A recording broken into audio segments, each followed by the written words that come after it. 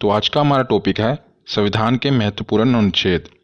मैं इस एक ही वीडियो में संविधान के जितने भी महत्वपूर्ण अनुच्छेद हैं सभी को कवर कराऊंगा।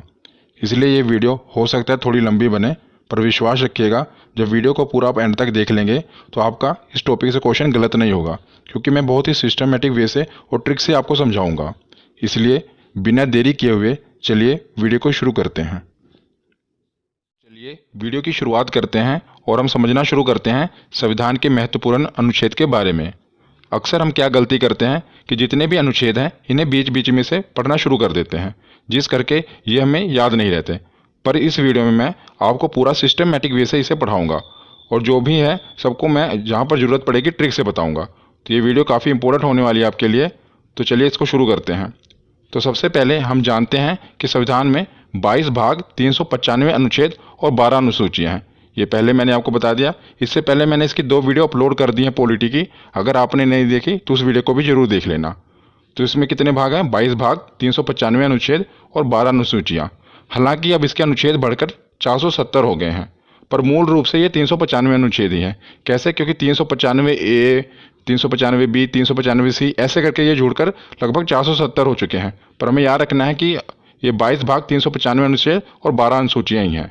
अब हम इसकी शुरुआत करते हैं। तो इसके पहले हम देखते हैं कि 22 भाग हैं। तो पहले भाग में 1 से लेकर 4 अनुच्छेद हैं और इसमें क्या है? तो संघ एवं उसके राज्य क्षेत्र का वर्णन है। तो जैसे आप कोई भी किताब पढ़ते हैं तो सबसे पहले उसमें क्या होता है? उसकी इंट्रोडक्शन होती है।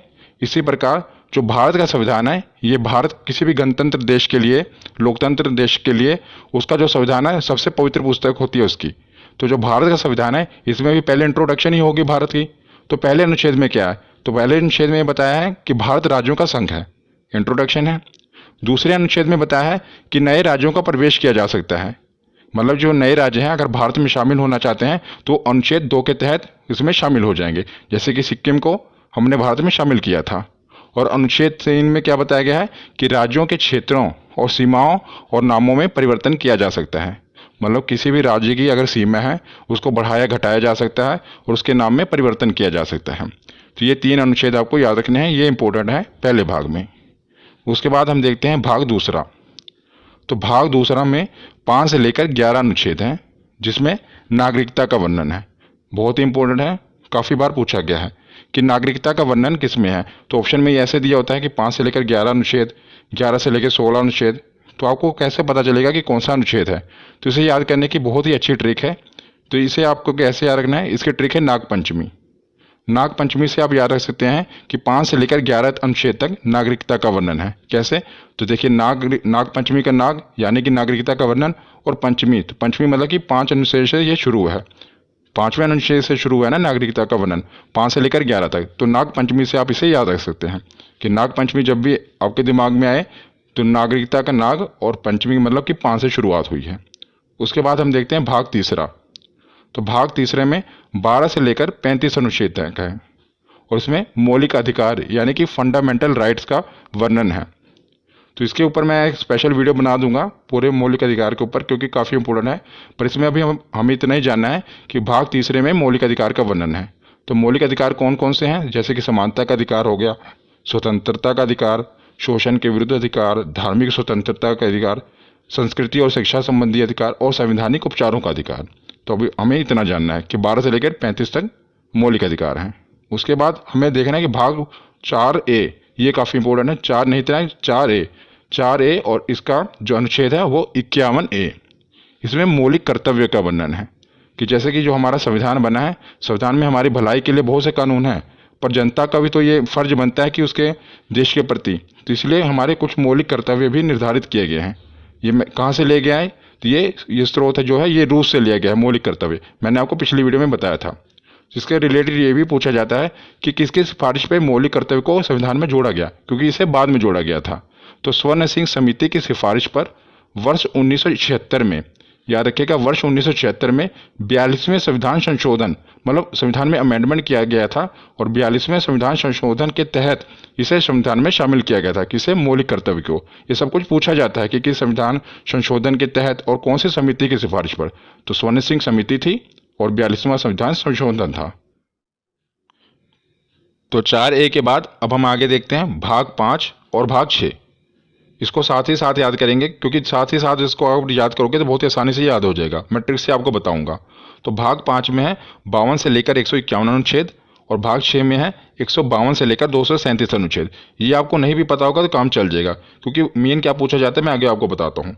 तो भाग 5 में मेनली है राष्ट्रपति के बारे में बताया गया है, और भाग 6 में राज्यपाल, क्योंकि दोनों एक ही जैसे हैं। केंद्र में जो भूमिका राष्ट्रपति की होती है वही किसी भी राज्य में भूमिका राज्यपाल की होती है। इसलिए मैं इसको साथ साथ कवर कर रहा हूँ, क्योंकि इस तरह आप पढ़ेंगे तो आपको ज़्यादा देर तक याद रहेगा। तो राष्ट्रपति का सबसे ज़्यादा इंपॉर्टेंट अनुच्छेद 52।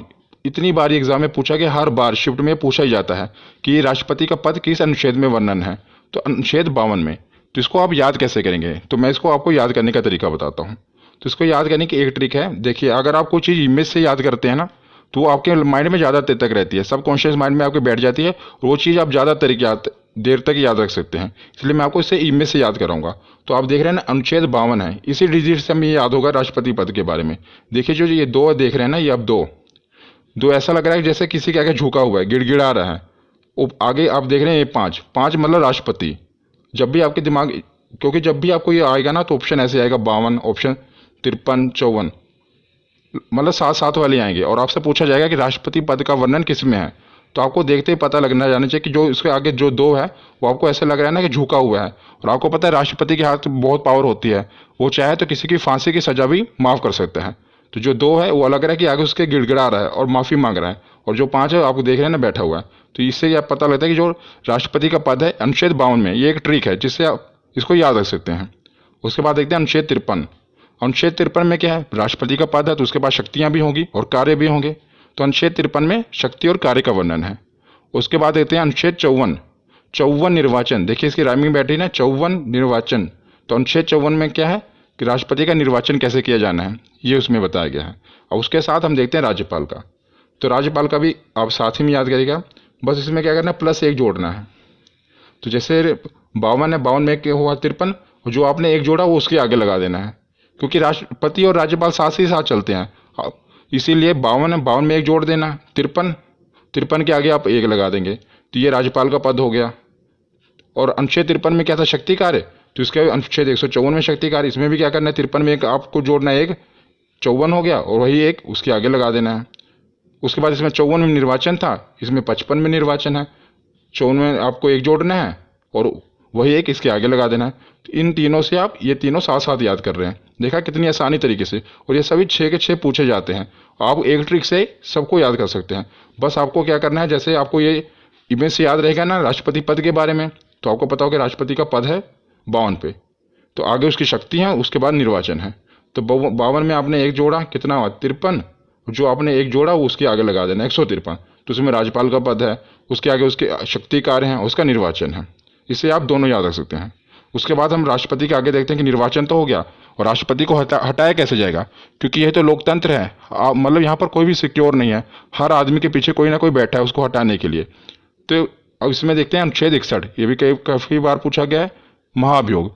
तो महाभियोग, इसके द्वारा राष्ट्रपति को उसके पद से हटाया जा सकता है, महाभियोग के द्वारा। महाभियोग के बारे में मैं आपको और भी बताता हूँ कि महाभियोग किसी भी सदन में लाया जा सकता है, चाहे राज्यसभा हो या लोकसभा हो। और महाअभियोग लाने से 14 दिन पहले राष्ट्रपति को सूचित करना पड़ता है। मतलब जब भी महाभियोग लाना है उसे 14 दिन पहले राष्ट्रपति को यह सूचित करना पड़ता है कि भाई साहब आप पे महाभियोग लगने वाला है। तो अनुच्छेद 61 के बाद अब हम देखते हैं अनुच्छेद 72। ये भी काफ़ी बार पूछा गया है, क्षमादान। मैंने आपको बताया ना कि राष्ट्रपति के पास ये पावर होती है कि वो किसी को भी क्षमा कर सकता है। तो इसको भी आप कैसे याद करेंगे, बस दो से आपको बस यही इमेज आनी चाहिए कि जो 2 है वो झुका हुआ है और गिड़गिड़ा रहा है। 7 आप देख रहे हैं राष्ट्रपति खड़ा हुआ है, राष्ट्रपति के आगे वो गिड़गिड़ा रहा है कि मुझे क्षमा कर दो। तो इससे आप याद रख सकते हैं क्षमादान। 52 कैसे पता लगता है कि 2, तो आपको पता है कि 2 है आगे, तो मतलब राष्ट्रपति से रिलेटेड है, और उस पर 5 बैठा हुआ है, तो ये राष्ट्रपति का पद है, वो राष्ट्रपति को बैठाया गया है। और 72 में वो खड़ा हुआ और उसके सामने 2 गिड़गिड़ा रहा है कि मुझे क्षमा कर दो। तो इससे आप नंबरों से खेल सकते हैं। तो उसके बाद हम देखते हैं अनुच्छेद 123, अध्यादेश। ये भी काफ़ी इंपॉर्टेंट है। अध्यादेश अध्यादेश में क्या होता है कि जब लोकसभा और राज्यसभा की बैठक ना चल रही हो और देश में किसी जरूरी कानून की आवश्यकता होती है, तो राष्ट्रपति हस्ताक्षर करके कानून बना सकते हैं। पर मंत्रिमंडल की सिफारिश पर ही वो कानून बना सकते हैं, क्योंकि मतलब मंत्रिमंडल प्रधानमंत्री ही उनकी सिफारिश पर ही ये कानून बनता है। आपको पता होना चाहिए कि भारत में कानून कैसे बनते हैं। आपको पता है 3 स्टेप होते हैं। पहले स्टेप में लोकसभा में वो पारित होना चाहिए, फिर राज्यसभा में, फिर उसके बाद राष्ट्रपति के हस्ताक्षर होने चाहिए। कितने स्टेप हैं? 1 2 3। बस इसी से आप याद भी रख सकते हैं। देखिए 1 2 3, तो 1 2 3 सीधे ही तीनों स्टेप हटा के सीधे ही राष्ट्रपति के साइन करा के सीधा कानून बन जाता है। मतलब ये ट्रिक हो गई। 1 2 3 3 स्टेप होते हैं, पहला लोकसभा, फिर राज्यसभा, फिर राष्ट्रपति। पर अध्यादेश लाकर क्या किया जाता है, इसको खत्म करके सीधा राष्ट्रपति के हस्ताक्षर कराए जाते हैं और कानून बना दिया जाता है। तो अनुच्छेद 123 के बाद हम देखते हैं अनुच्छेद 143। तो अनुच्छेद 143 में क्या है कि राष्ट्रपति को अगर कानूनी सलाह की आवश्यकता होती है तो वो सीधा सुप्रीम कोर्ट से सलाह ले सकता है। पर आपको यह भी याद रखना है कि ये क्वेश्चन पूछा गया है कि अगर वो सलाह देते हैं तो क्या वो मानने के लिए बाध्य है राष्ट्रपति? तो आपको ये याद रखना है कि वो बाध्य नहीं है। वो मतलब सुझाव ले सकते हैं, पर ये नहीं है अगर उन्होंने कोई सजेशन दे दी सुप्रीम कोर्ट ने तो राष्ट्रपति उस पर बाध्य नहीं है। वो चाहे तो माने या चाहे तो ना माने। तो आपको याद रखना है 143। ये सभी मैं आपको राष्ट्रपति के रिलेटेड बता रहा हूँ, इसलिए मैंने एक हेडिंग में सारे कवर कर दिए कि जो भी राष्ट्रपति से रिलेटेड है और ये राज्यपाल वाले। उसके बाद हम देखते हैं उपराष्ट्रपति, राष्ट्रपति, उपराष्ट्रपति। तो उपराष्ट्रपति का वर्णन है अनुच्छेद 63 में। किसमें? अनुच्छेद 63 में। तो उसमें बताया गया है कि एक उपराष्ट्रपति होगा। और अनुच्छेद 64 में क्या बताया गया है कि राज्यसभा के सभापति के रूप में वो कार्य करेगा। तो जो उपराष्ट्रपति होगा, आप देखेंगे जो राज्यसभा का सभापति होता है वह भी उपराष्ट्रपति होता है। और मैं आपको एक इंटरेस्टिंग फैक्ट बताता हूँ कि जो उपराष्ट्रपति होता है उसे अपने पद के लिए कोई तनख्वाह नहीं मिलती, मतलब उसे कोई सैलरी नहीं मिलती। पर जो राज्यसभा में वो सभापति के रूप में कार्य करता है उसके लिए उनको वेतन मिलता है। तो जो उपराष्ट्रपति को अपने पद के लिए वेतन नहीं मिलता, जैसे राष्ट्रपति को वेतन मिलता है उनको पद के लिए, राज्यपाल को मिलता है, पर उपराष्ट्रपति को उनको पद के लिए वेतन नहीं मिलता, बल्कि जो वो राज्यसभा में सभापति के रूप में होते हैं उसके कार्य के लिए उनको वेतन मिलता है। ये आपको याद रखना है। तो हमने राज्यपाल देख लिए, राष्ट्रपति देख लिए, अब हम देखेंगे प्रधानमंत्री और मुख्यमंत्री। ये साथ साथ हम कवर कर रहे हैं। यही होता है कि सिस्टमेटिक वे से पढ़ना, जिससे आप अनुच्छेदों को काफ़ी ज़्यादा देर तक याद रख सकते हैं। तो हम देखते हैं प्रधानमंत्री। तो सबसे पहले हम देखते हैं अनुच्छेद 74, 75, 76। ये तीनों प्रधानमंत्री से रिलेटेड है। तो इसे आप याद कैसे रखते हैं? पहले तो आपको पता होना चाहिए कि जो प्रधानमंत्री होते हैं, अनुच्छेद 74 में जो मंत्रिमंडल होता है ये राष्ट्रपति की सहायता के लिए बनाया होता है। मतलब राष्ट्रपति की सहायता के लिए मंत्रिमंडल का गठन किया जाता है, पर जो इसके हेड होते हैं वो प्रधानमंत्री होते हैं। जैसा कि आपको पता है कि भारत में जो राष्ट्रपति हैं वो तो नाम मात्र मुखिया हैं। ज़्यादातर पावर किसके हाथ में है? तो प्रधानमंत्री के हाथ में है।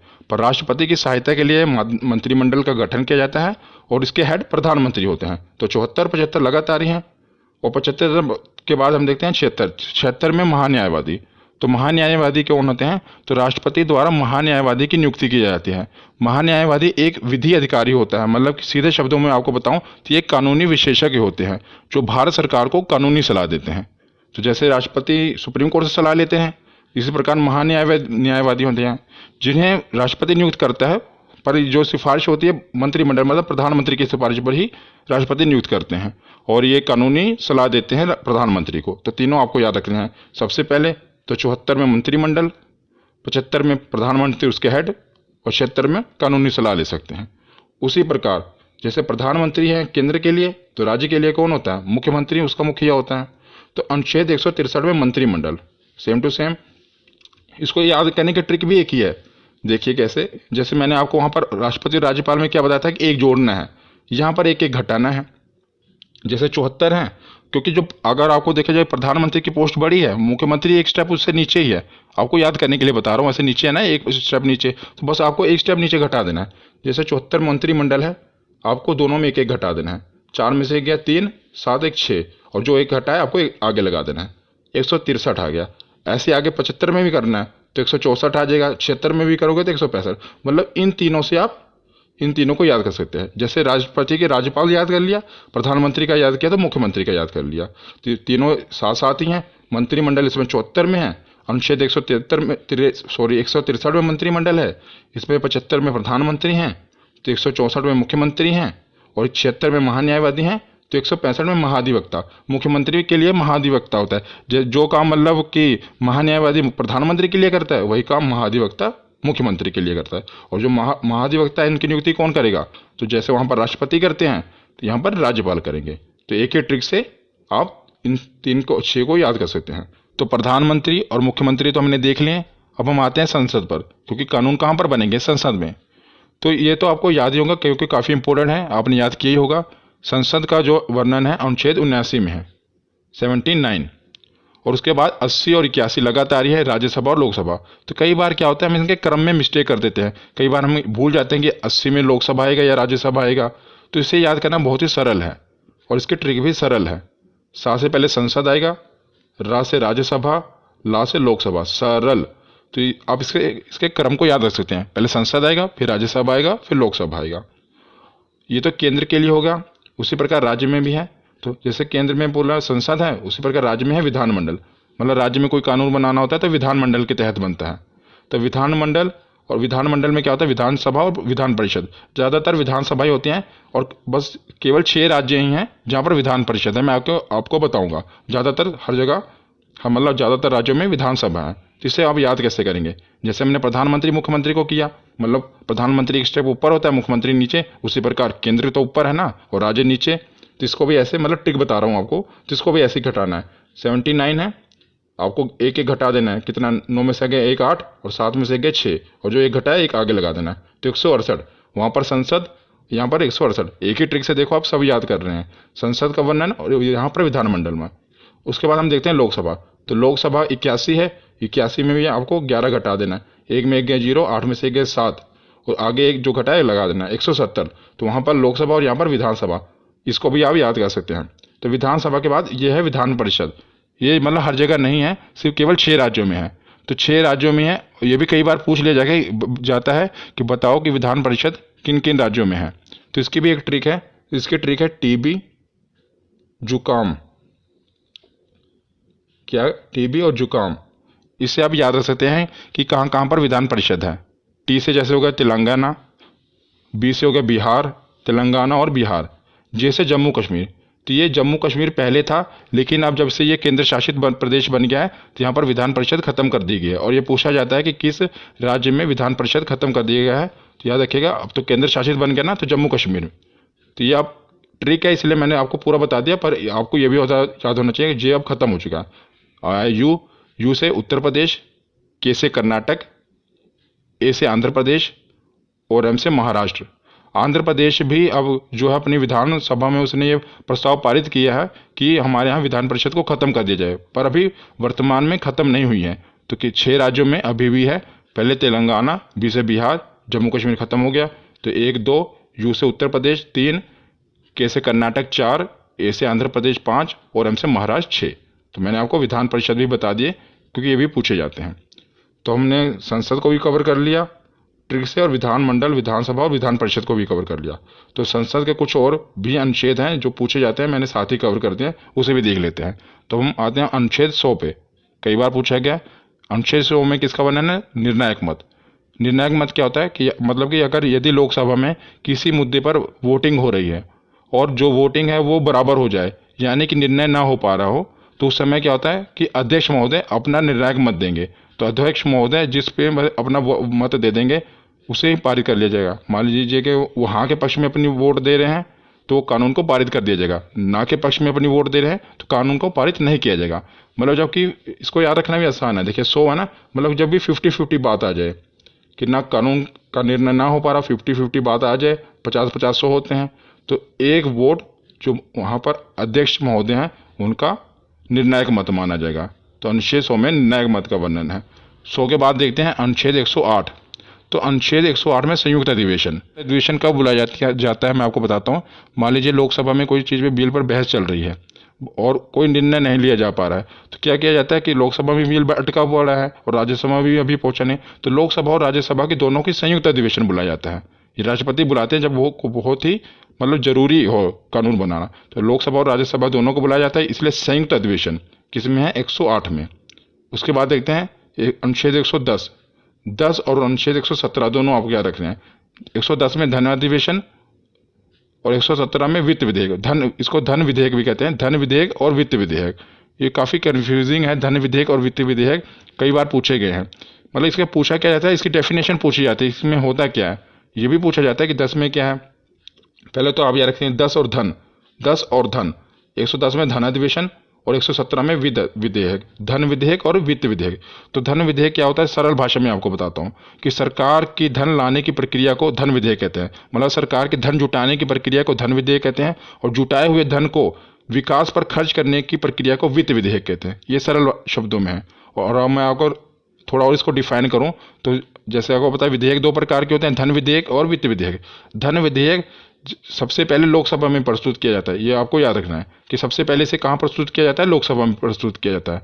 और धन विधेयक होता क्या है, जब सरकार को टैक्स से रिलेटेड कोई बिल लाना है, मतलब टैक्स को घटाना है बढ़ाना है, तो उसे धन विधेयक कहेंगे। और सरकार को बोरोइंग यानी कि कर्ज लेना है, तो जो बिल होगा, जो कर्ज लेने के लिए जो बिल पेश किया जाएगा उसे धन विधेयक कहेंगे। मतलब धन जुटाना ही है ना, बोरोइंग करना, कर्ज लेना है। और जो उस कर्ज लिए हुए धन को, मतलब जो भी सरकार ने धन जुटाया है उसको खर्चा करना है, पुल बनाना है, सड़कें बनानी है, तो वो वित्त विधेयक में होगा। तो याद रखिएगा धन विधेयक और वित्त विधेयक ये दोनों साथ साथ ही हैं। 110 में धन विधेयक है और 117 में वित्त विधेयक है। उसके बाद हम देखते हैं 112 बजट। 12, देखिए इसको राइमिंग से आप याद सकते हैं, 12 बजट, 12 बजट, 2 बार बोलेंगे याद आएगा। अनुच्छेद 112 बजट।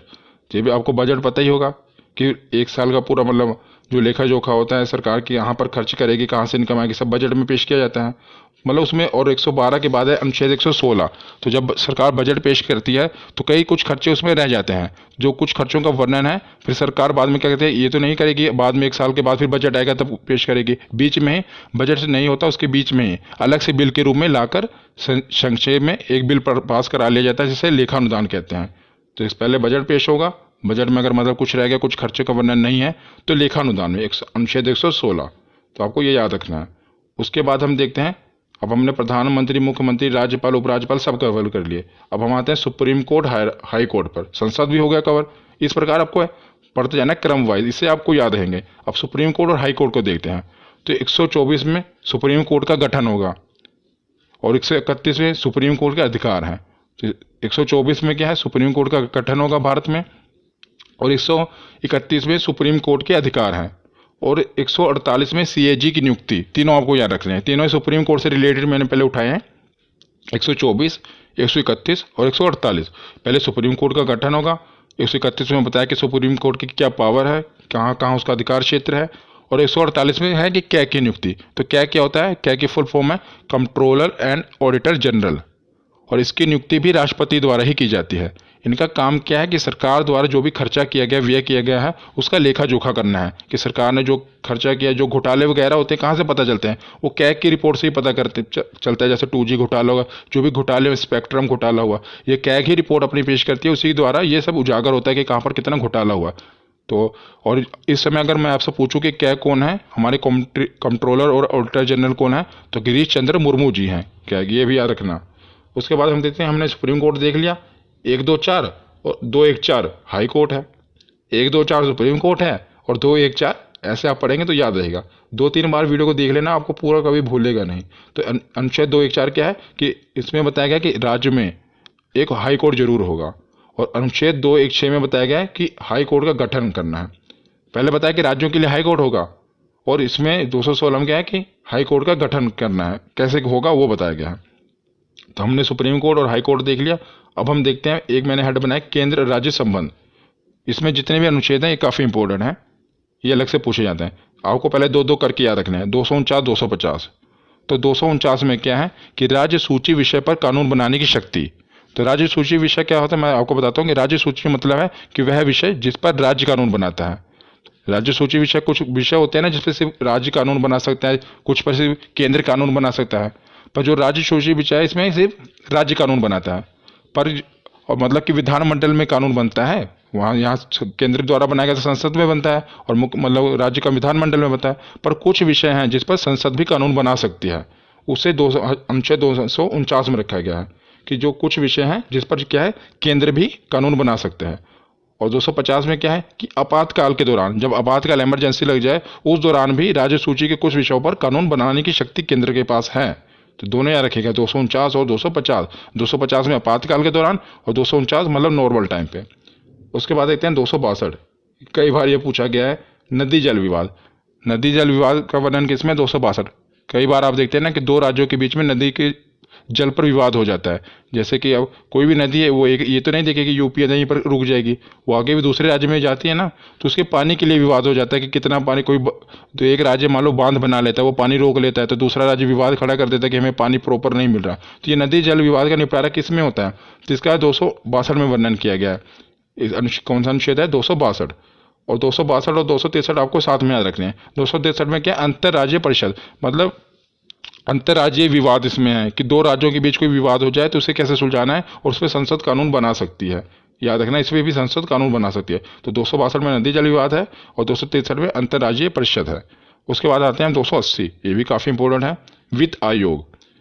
तो 280 में क्या है? वित्त आयोग है। तो वित्त आयोग का काम क्या है? केंद्र और राज्यों के बीच जो है कर का वितरण करना है, जो टैक्स है उसका वितरण करना है केंद्र और राज्य के बीच में। इसमें 15वां वित्त आयोग चल रहा है, याद रखिएगा। और जो 15वें वित्त आयोग है, इसके अध्यक्ष कौन है? तो इसके अध्यक्ष हैं एन.के. सिंह। इंपॉर्टेंट है, याद रखिएगा। जो वित्त आयोग है इसके अध्यक्ष कौन है? तो एन.के. सिंह है, और 15वां वित्त आयोग है। उसके बाद हम चलते हैं 312। तो 312 अनुच्छेद में क्या है? आर्टिकल में अखिल भारतीय सेवा। अखिल भारतीय सेवा के अधीन क्या क्या आता है? आपको पता होगा, 3 चीज़ें आती हैं, एक आईएएस, एक आईपीएस और एक आईएफएस। और ज़्यादा जोर देना आईएफएस पे, क्योंकि यहीं पर आपसे गलती होगी। क्या गलती होगी? क्वेश्चन ये आया था कि अखिल भारतीय सेवा में निम्नलिखित कौन सी सेवाएं आती हैं?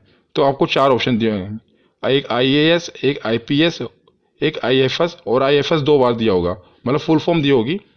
एक आईएफएस की फुल फॉर्म होती है इंडियन फॉरेस्ट सर्विस, और एक होती है इंडियन फॉरेन सर्विस। तो याद रखिएगा, जो ये वाला आईएफएस है उसमें है इंडियन फॉरेस्ट सर्विस। कौन सा? वन विभाग वाला। तो यह बहुत इंपॉर्टेंट है, क्वेश्चन भी पूछा गया, इसलिए मैं आपको बता रहा हूँ कि जो अखिल भारतीय सेवा में ये जो आईएफएस आ रहा है, ये इंडियन फॉरेस्ट सर्विस वाला है, ना कि फॉरेन सर्विस वाला। ये आप याद रखिएगा। उसके बाद आते हैं 315। तो संघ एवं राज्य के लिए लोक सेवा आयोग, मतलब कि जो यूपीएससी के एग्जाम होते हैं, आपको पता नहीं यूपीएससी का वर्णन किस में है? 315 में। राज्य संघ के लिए मतलब केंद्र के लिए, और राज्य के लिए पीसीएस। कई राज्यों में इसका पीएससी भी कहा जाता है और पीसीएस। तो इसका वर्णन कहाँ पर है? अनुच्छेद 315 में। 312 में अखिल भारतीय सेवा, जिसमें 3 सेवाएं आती हैं, और 315 में यूपीएससी का। तो केंद्र और राज्य के बाद अब हम आते हैं, हमने संसद भी देख लिया, प्रधानमंत्री, मुख्यमंत्री, सब कुछ हो गए। अब आते हैं निर्वाचन में, मतलब चुनाव भी तो होने जरूरी है, तभी तो सब चुने जाएंगे। तो निर्वाचन आयोग, तो अनुच्छेद 324 के तहत निर्वाचन आयोग का गठन किया गया, इलेक्शन कमीशन का। किसके तहत? 324। तो उसके बाद आते हैं राजभाषा, और अनुच्छेद 343 के तहत हिंदी हमारी राज्य भाषा है। याद रखिएगा, राजभाषा कहा है मैंने, राष्ट्रभाषा नहीं। अनुच्छेद 343 के तहत हिंदी जो हमारी है राज्यभाषा है। और कौन सी लिपि? तो देवनागरी लिपि है। उसके बाद ये है सबसे मोस्ट इंपोर्टेंट, आपातकाल। हर बार पूछे जाते हैं एग्जाम में, और तीनों याद करने में बहुत ही सरल हैं। 352, उसमें 4 जोड़ा 356, उसमें 4 जोड़ा 360, 52 4 56 4 60। तो 352 में क्या है? राष्ट्रीय आपातकाल। तो 352 में क्या है? राष्ट्रीय आपातकाल। जब देश में, जब राष्ट्रीय आपातकाल कब लगता है? जब देश में दूसरे देश से युद्ध हो जाए, और या कोई आंतरिक विद्रोह हो जाए पूरे अपने भारत में, देश में आंतरिक विद्रोह बड़े पैमाने पर हो जाए, तब राष्ट्रीय आपातकाल लगा दिया जाता है। इंदिरा गांधी के समय भी लगा था, इमरजेंसी लगी थी ना। तो जब देश में दूसरे देश से या तो युद्ध हो रहा हो, जैसे चाइना के साथ युद्ध हुआ, उस समय इमरजेंसी लगी थी, या पूरा आंतरिक विद्रोह हो गया हो बड़े पैमाने पर, तब राष्ट्रीय आपातकाल लगता है। और 352 के बाद 356 में क्या है? राष्ट्रपति शासन। जब किसी राज्य की मतलब संसदीय व्यवस्था पूरी तरह खत्म हो जाए, तो वहाँ पर राष्ट्रपति शासन लग जाता है। और किसी राज्य की सरकार भी गिर जाए और जब तक चुनाव ना हो, तब भी आपको पता है राष्ट्रपति शासन लगा दिया जाता है। तो 52 में राष्ट्रीय आपातकाल पूरे भारत में, और 56 में राष्ट्रपति शासन। और 56 के बाद आता है 360, वित्तीय आपातकाल। तो वित्तीय आपातकाल क्या है? जब देश की इकोनॉमिकल कंडीशन, आर्थिक जो व्यवस्था है वो बहुत ख़राब हो जाए, तब वित्तीय आपातकाल लग जाता है। पर याद रखिएगा, अभी तक भारत में एक बार भी वित्तीय आपातकाल नहीं लगा है। तो आपसे एक क्वेश्चन पूछा जा सकता है कि बताइए कि निम्नलिखित में से कौन सा आपातकाल अभी तक नहीं लगा है? तो याद रखिएगा, 360 में जो है वित्तीय आपातकाल भारत में अभी तक नहीं लगा है। राष्ट्रपति शासन तो बहुत बार लग चुका है, और राष्ट्रीय आपातकाल भी लग चुका है, लेकिन अभी तक वित्तीय आपातकाल नहीं लगा है। उसके बाद हम सकते हैं कि संविधान तो बन गया, लेकिन संविधान में संशोधन भी होना जरूरी है, कि नए अगर मान लो कोई बदलाव करना है, वो भी तो जरूरी है। और मैंने पिछली वीडियो में जो संविधान के स्रोत हैं, मतलब कहाँ कहाँ से संविधान लिया गया है, पूरा स्पेशल आपको ये बताया कि जो संविधान का संशोधन है कहाँ से लिया गया था, आपको याद होगा तो, अगर आपने पिछली वीडियो देखी होगी तो साउथ अफ्रीका से लिया गया था कि संविधान में संशोधन किया जाना है। तो आपने अगर वो वीडियो नहीं देखी तो देख लेना। तो अनुच्छेद 368 में है कि संविधान में संशोधन किया जा सकता है। इसका वर्णन किस में है? अनुच्छेद 368, 326, 628, 368 में। अब कुछ लास्ट बचे हैं, अन्य महत्वपूर्ण है, इससे भी हम पढ़ लेते हैं क्योंकि बाकी सब हेड के अंदर थे। मैंने राष्ट्रपति के अंदर कुछ था, कुछ मुख्यमंत्री के, ये कुछ बचे हुए थे और ये पूछे गए इसलिए मैंने इसे अलग से कवर कर लिया। बस लास्ट ही है। तो अनुच्छेद 17 में है अस्पृश्यता का अंत, मतलब कि छुआछूत का अंत। ये किस में है? अनुच्छेद 17 में, आर्टिकल 17। उसके बाद आता है अनुच्छेद 29। तो 29 में क्या है? अल्पसंख्यक हितों का संरक्षण। काफ़ी बार पूछा गया है कि प्रोटेक्शन ऑफ माइनॉरिटी, अल्पसंख्यक हितों का संरक्षण किस में है? तो अनुच्छेद 29 में है। तो इसे आप कैसे याद रख सकते हैं? बस उन्हीं नंबरों से खेलिए। 29 दोगी में तो मैंने आपके दिमाग में फिट कर दी। क्या है कि आदमी गिड़गिड़ा रहा है, झुका हुआ है। देखिए, जब तक अल्पसंख्यक थे पहले उनके लिए कोई कानून नहीं था, बेचारे झुके हुए थे। तो जैसे उनके लिए कानून आया वो खड़े हो गए। नो क्या बता रहा है आपको कि वो पूरा एकदम सीना तान के खड़ा है, पहले गिड़गिड़ा रहे थे। तो ये इससे मतलब अनुच्छेद जो 29 है अल्पसंख्यक के हितों का संरक्षण करने के लिए है। नंबर से आप खेलिए, इससे आपको याद रहेगा। 29 के बाद देखते हैं अनुच्छेद 40। 40 में क्या है कि पंचायत राज प्रणाली, इसका वर्णन अनुच्छेद 40 में है। अब लास्ट में देखते हैं अनुच्छेद 32, मोस्ट इंपोर्टेंट है। क्यों इंपोर्टेंट है मैं आपको बताता हूँ। अनुच्छेद 32 के पहले ये जान लेते हैं। तो संवैधानिक उपचारों का अधिकार, और इसे heart and soul of Indian constitution भी कहा जाता है।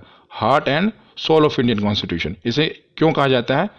तो अनुच्छेद 32 में ये कहा गया है अगर किसी भी आदमी का, चाहे आम आदमी हो, और उसके अगर फंडामेंटल राइट्स यानी कि मौलिक अधिकारों का हनन हो रहा हो तो सीधा इसके लिए वो केस सुप्रीम कोर्ट में फाइल कर सकता है। तो इसके खिलाफ मतलब केस में कहाँ डायरेक्ट सुप्रीम कोर्ट में जा सकता है अगर उसके मौलिक अधिकारों का हनन हो रहा हो। इसीलिए इसे heart and soul of Indian constitution कहा गया है। किसे? आर्टिकल 32। तो ये वीडियो आज यहीं पर ख़त्म होती है। कैसी लगी आपको ये वीडियो?